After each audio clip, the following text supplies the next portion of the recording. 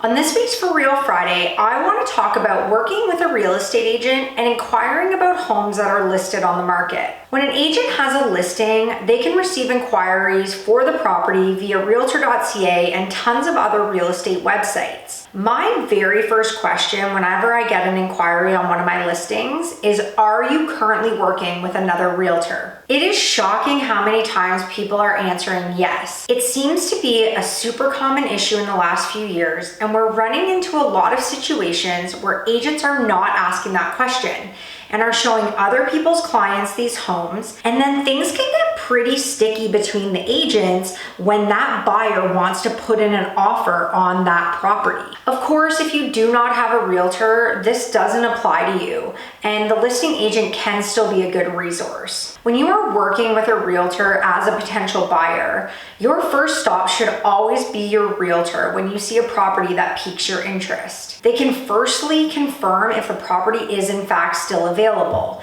as properties that are sold conditional still typically show up on realtor.ca. Along with that, sometimes there are realtor remarks that can tell you a little bit more about the property than the general public can see. Realtors can also reach out to the other agent, get any of your questions answered, and if after getting the down low from your realtor, you still want to see that property, it should always be your realtor that shows it to you. This just helps to keep things really smooth in terms of who is representing the seller and who is representing the buyer. As a realtor, it is also really important to me that if a client does like a home, that I see the inside of it too.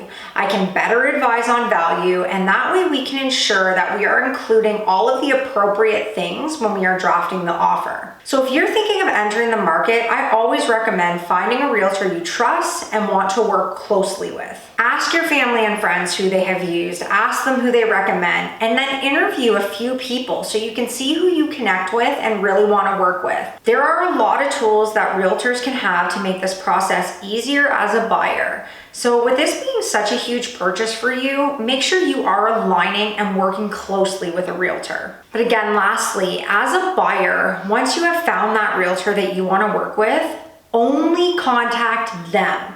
Try to fight that urge to hit submit on an inquiry on realtor.ca and instead just reach out to your realtor so that there's never any confusion or misunderstanding around who is actually representing a buyer in a transaction.